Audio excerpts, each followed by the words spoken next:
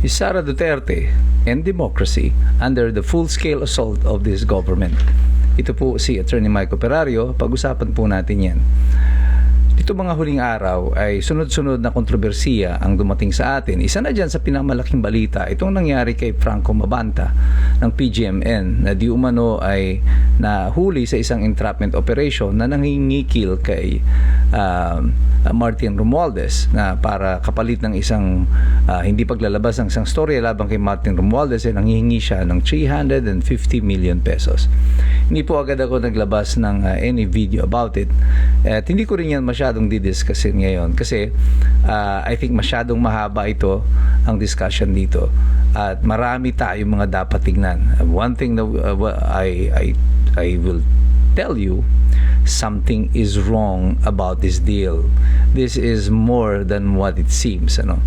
Although pilit na iniuugnay ni Claire Castro si Mabanta sa mga Duterte, malinaw na naman na nahuli na naman siya nagsisinungaling. Dahil si Franco Mabanta obviously ay tao ni BBM. Ang mabuti nating tignan dito siguro is the emerging pattern of what is happening. Si Mabanta ay tao ni BBM, si Martin Romualdez ay pinsan ni BBM, tao rin ni BBM, si Saldico, tao rin ni BBM, si Sara Duterte naging kaalyado ni BBM, tumakbong vice president ni BBM noong 2022 at nasaan sila ngayon. Dito makikita nyo that there is an emerging pattern here. Ang administrasyon na ito, si Bongbong Marcos, politically ay wala siyang sense of loyalty, wala siyang pakialam sa kanyang mga kasamahan. For as long as yung gamit sa iyo ay tapos na, then ikaw na yung susunod na natitirahin. This is the pattern that what we can observe. Bago natin discussin itong kay Franco Mabanta, but we will do that in a separate video. Sinasabi ko lang dito, itong mga congressman ngayon at lahat ng aliado ng administrasyon na ito, well, be warned, because your time may come.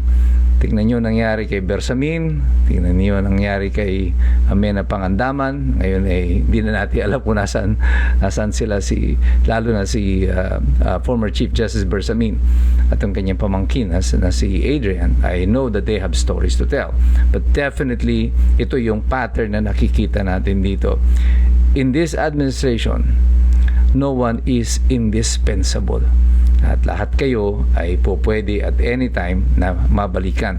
At makikita nyo dito sa series na ito ng in the past 4 years of this administration, yung pattern na yan ay tuloy-tuloy at pare-pareho ang nangyayari sa kanila. So kayo ng mga congressman na ngayon ay panay, hindi lang kayo sip-sip, higop na kayo ng husto dyan sa ating presidente at administrasyon at gustong-gusto ninyo na makakuha ninyo kung ano yung para sa inyo, kung iyan ang inyong mga intensyon sa pagsunod ninyo dito sa Pangulo.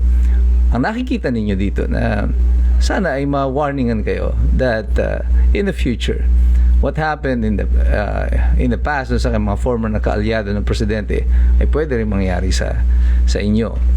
Now, aside from what happened to Franco Manabat, this week mabalitaan natin recently lang si Bato de la Rosa naman, nilabasan na raw ng warrant ng ICC, pinapatawag daw ng CIDG. Obviously ang purpose niyan ay kagaya nung ginawa kay Rodrigo Duterte, huhulihin pagkatapos dadalhin sa Hague. Wala silang pakialam whether or not it will be in accordance with law. Gagawin nila yan because obviously may relevance ito at mayroong kaugnayan dito sa timing ng impeachment laban kay Sara Duterte. Si Ping Lacson, yung kanyang report sa Senado, hanggang ngayon ipinipilit niya na partial report, at pinapipirmahan doon sa mga kasamahan niya yung partial report. Ayaw niyang ilabas yung full report kasi nga gusto niyang mahuli yung kanyang mga kasamahan na parang napapirma niya na, ititigil niya na itong investigasyon. Paano na yung iba pang mga dapat na kausapin? Paano yung 18 Marines? Paano na si Gutesa? At yan na pa nga, si Gutesa na lumalabas ngayon ay merong audio recording ng pagtawag niya sa kanyang misis na sinasabi niya na siya ay pinilit na pumirma ng retraction ng kanyang salaysay. Yung 18 Marines nagte-testify din na sila talaga ay ngayon under pressure at pinipilit na mag-retract ng kanilang mga salaysay at ngayon nga ay pinipilit na sila kinakasuhan. Si Jay Sonsa, nasampahan na ng kaso at mali-mali naman pero kagaya ng na-predict ko noon, parang nabasa ko kanina, sinasabi na daw ng DOJ na i-atras nila yung kaso kay Jay Sonsa. Sabi ko nga, maganda sana ito na ituloy nila kasi magkakaroon ng pagkakataon si Jay Sonsa na manghingi ng medical records. Siguro ngayon na-realize na ng DOJ yung kanilang kamalian, pati na ng NBI, at nakita nilang papalpak sila dito. Ngayon nagpapahiging na i-atras nila ito. Pero sa lahat ng ito na nagaganap sa atin sa kasalukuyan, makikita nyo, hindi lang si Sara Duterte ang under threat dito. It is the very democracy that we live in, itong demokrasya, kung saan tayo kumikilos at nabubuhay sa kasalukuyan, is the one that is under assault. Ang bawat karapatan ng mga mamamayan na ito, na meron namang mga kahit papano, ay may mga sinasabi sa buhay, may kakayanan, pero nagaganito pa sila ng pamahalaan nito.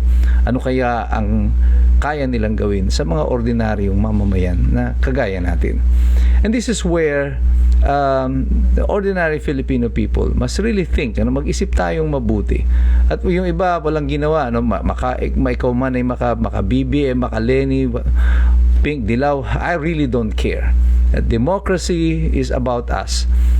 Kapag ganito na ang sistema na nangyayari sa ating pamahalaan, ay mag-isip na kayong lahat, because somewhere along the line, pag nagpatuloy ito, you may be the next victim of this intimidation of this government and harassment of this government. And mabuti na nga lang, meron pa tayong husgado na po pwede nating puntahan. And that is also my advice unsolicited advice to Bato de la Rosa. Sa panahon na kagaya nito, be firm, maging matapang, huwag magpakita ng kahinaan, huwag magpapakita na iiyak-iyak pa sa TV, hindi po maganda yung imahe na yan. Maging matapang po kayo at sumandig po kayo sa batas, sa hukuman, at hindi po sa mga political gimmick o sa mga press release. Go directly to the point and challenge the administration through law. Batas po ang ating ipanlalaban para sa ating mga karapatan. At I'm praying for Senator Bato de la Rosa that his entire team ay magawa ng paraan itong kanyang kasalukuyang sitwasyon. But this, yung larawan po ni Senator Bato de la Rosa, ay hindi lang po ito larawan para sa kanya. Ito ay larawan para sa lahat ng mga Pilipino.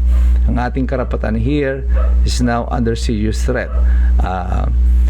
Democracy is in peril. At kapag nagpatuloy itong sistema na ito na nakikita natin sa kasalukuyan, lahat na lang ay ginagawa ng mga kaso gamit ng mga institusyon ng pamahalaan, gaya na ng NBI, na dapat ang kanilang focus ay law enforcement, pero ngayon nakikita ninyo na ito ay ginagamit lang for political persecution. I don't know kung hanggang kailan tatagal ang sambayan ng Pilipino sa ganitong klase ng environment, at ganoon na rin ang mga tao dyan mismo sa NBI, hanggang kailan nila masisikmura na nagagamit ang institusyon na kanilang pinaglingkuran at pinaglilingkuran at minahal. Ang NBI is sa pinakarespetado na institusyon insofar as law enforcement is concerned dito sa Pilipinas. But look at it now.